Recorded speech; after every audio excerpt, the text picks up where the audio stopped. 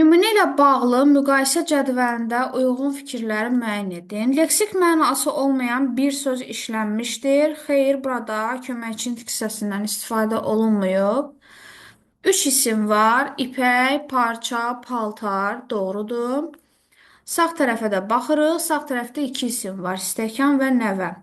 Mənsubə şəkilçili söz adlı haldadır. Armudu stəkanın nəvəsi üçün. Nəvəsi sözündə si mənsubiyyət şəkilçisidir və adlı haldadır. Doğru fikirdir.